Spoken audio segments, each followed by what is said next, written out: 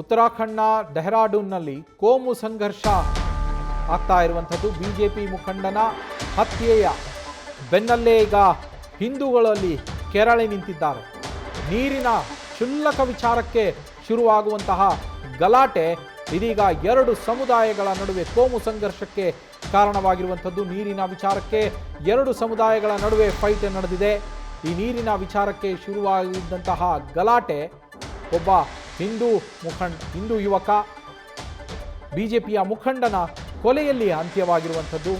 BJP ಮುಖಂಡ ವಿನೋದ್ ಎಂಬಾತನನ್ನ ಅಲ್ಲಿ ಬರ್ಬರವಾಗಿ ಹತ್ಯೆ ಮಾಡಲಾಗತ್ತೆ. ಸಹಸ್ಪುರ ಠಾಣಾ ವ್ಯಾಪ್ತಿಯಲ್ಲಿ ಈ ಘಟನೆ ನಡೆಯುವಂಥದ್ದು. ಬೈರಾಗಿವಾಲಾ ಗ್ರಾಮದಲ್ಲಿ ಘಟನೆ ನಡೆದಿದೆ. ವಿನೋದ್ನ ಹತ್ಯೆಗೈದ ಮೂವರನ್ನ ಈಗಾಗಲೇ ಬಂಧಿಸಲಾಗಿದ್ದು 12 ಮಂದಿಯ ವಿರುದ್ಧ FIR ಆಗಿದೆ.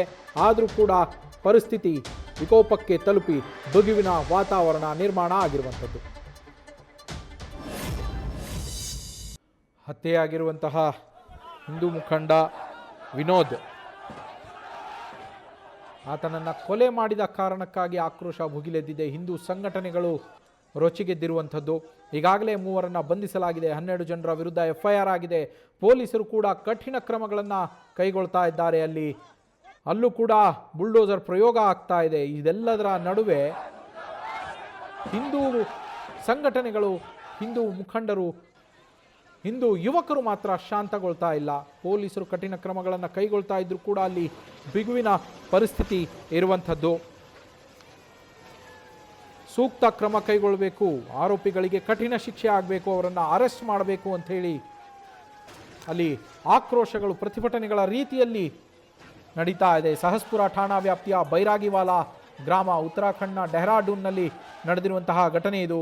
ವಿನೋದ್ನನ್ನ ಹತ್ಯೆಗೈದಿರುವಂತಹ ಮೂವರನ್ನು ಅರೆಸ್ಟ್ ಮಾಡಿ 12 ಮಂದಿಯ ವಿರುದ್ಧ FIR ದಾಖಲಾಗಿದೆ. ಆದರೂ ಕೂಡ ಹಿಂದೂಪರ ಸಂಘಟನೆಗಳವರು ಕೂಡ ಈಗ ಆರೋಪಿಗಳ ಮನೆಯ ಮೇಲೆಯೇ ಅಟ್ಯಾಕ್ ಮಾಡಿ ಧ್ವಂಸ ಮಾಡ್ತಾ ಇರುವಂಥದ್ದು. ಆರೋಪಿಗಳ ವಿರುದ್ಧ ಕಠಿಣ ಕ್ರಮ ಆಗಲೇಬೇಕು ಅಂತ ಹೇಳಿ ಒತ್ತಾಯಿಸಿ ಪ್ರತಿಭಟನೆಯನ್ನ ಮಾಡ್ತಾ ಇದ್ದಾರೆ. ಸಾಧು ಸಂತರು ಕೂಡ ಈ ಪ್ರತಿಭಟನೆಯಲ್ಲಿ ಭಾಗಿಯಾಗ್ತಾ ಇದ್ದಾರೆ. ಹೀಗಾಗಿ ಇಡೀ ಡೆಹ್ರಾಡೂನ್, ಕೇವಲ ಬೈರಾಗಿವಾಲಾ ಮಾತ್ರ ಅಲ್ಲ, ಇಡೀ ಡೆಹ್ರಾಡೂನೇ ಈಗ ಬೂದಿ ಮುಚ್ಚಿದ ಕೆಂಡದಂತಹ ಪರಿಸ್ಥಿತಿಯಲ್ಲಿ ಇರುವಂಥದ್ದು. ಬೈರಾಗಿವಾಲಾ ಗ್ರಾಮದ ಸ್ಥಳೀಯ ನಿವಾಸಿ ವಿನೋದ್ ಮೃತ ವ್ಯಕ್ತಿ ಏನಿದ್ದಾರೆ, ಅವರು ಹೊಲಕ್ಕೆ ನೀರು ಹರಿಸ್ತಾ ಇದ್ದಂತಹ ಮೃತ ವಿನೋದ್ ಮತ್ತು ಸಹೋದರರು ಸರ್ಕಾರಿ ಕೊಳವೆ ಬಾವಿಯ ಮೂಲಕ ತಮ್ಮ ಹೊಲಕ್ಕೆ ವಿನೋದ್ ಮತ್ತು ಅವರ ಸಹೋದರರು ನೀರನ್ನು ಹರಿಸ್ತಾ ಇರ್ತಾರೆ. ಈ ವೇಳೆ ನೆರೆಯ ಅಂದರೆ ಇವರ ಭೂಮಿಯ ಪಕ್ಕದಲ್ಲೇ ಇರುವಂತಹ ಮತ್ತೊಂದು ಜಮೀನಿನ ರೈತ ಇಮ್ತಿಯಾಜ್, ಈ ಇಮ್ತಿಯಾಜ್ನ ಜೊತೆ ಅಲ್ಲಿ ವಾಗ್ವಾದ ಶುರುವಾಗತ್ತೆ. ವಿನೋದ್ಗೆ ಇಮ್ತಿಯಾಜ್, ನೀನು ನಿನ್ನ ಹೊಲಕ್ಕೆ ಸರ್ಕಾರಿ ಕೊಳವೆ ಬಾವಿಯಿಂದ ನೀರನ್ನು ಹರಿಸಬಾರದು ಅಂತೇಳಿ ಧಮಕಿ ಹಾಕ್ತಾರಂತೆ, ಆವಾಜ್ ಹಾಕ್ತಾರಂತೆ. ಇದೇ ವಿಚಾರಕ್ಕೆ ಇಬ್ಬರ ನಡುವೆ ಮಾತಿನ ಚಕಮಕಿ ನಡೆದು ಅದು ಕಡೆಗೆ ಹಿಂಸಾಚಾರದ ರೂಪವನ್ನೇ ಪಡೆದುಕೊಂಡು ಬಿಟ್ಟಿದೆ. ಈ ಹಿಂಸಾಚಾರದ ಸಂದರ್ಭದಲ್ಲಿ ಬೈರಾಗಿವಾಲಾದಲ್ಲಿ ಬಿಜೆಪಿ ಮುಖಂಡನ ಹತ್ಯೆ ಮಾಡಲಾಗಿದೆ. ಬಿಜೆಪಿ OBC ಮೋರ್ಚಾ ಜಿಲ್ಲಾ ಸಾಮಾಜಿಕ ಮಾಧ್ಯಮ ಸಂಯೋಜಕ ಆತನನ್ನು ಹತ್ಯೆ ಮಾಡಲಾಗಿದೆ. ಗಲಾಟೆ ನಡೆಸಿದಂತಹ 3 ಹಾಗೆ 25 ಅಪರಿಚಿತ ವ್ಯಕ್ತಿಗಳ ವಿರುದ್ಧ ಕೇಸ್ ಆಗುವಂಥದ್ದು. ಮತ್ತೊಂದು ಕಡೆ ಬಿಜೆಪಿ ನಾಯಕನ ಹತ್ಯೆಯಿಂದ ಜನ ಅಲ್ಲಿ ಉದ್ರಿಕ್ತಗೊಂಡು ಕಲ್ಲು ತೂರಾಟವನ್ನು ನಡೆಸಿದ್ದಾರೆ. ಕಲ್ಲು ತೂರಾಟವನ್ನು ನಡೆಸಿ ಆರೋಪಿಯ ಮನೆಯನ್ನು ಹಿಂದೂ ಸಂಘಟನೆಗಳ ಮುಖಂಡರು ಧ್ವಂಸಗೊಳಿಸಿರುವಂಥದ್ದು. ಕೋಪದಿಂದಾಗಿ ಆರೋಪಿಗಳಿಗೆ ಸಂಬಂಧಪಟ್ಟಂತಹ ಕೆಲವು ವಸ್ತುಗಳನ್ನು, ಕೇವಲ ಮನೆಯಲ್ಲ ಮನೆಗೂ ಬೆಂಕಿ ಹಾಕಿದ್ದಾರೆ.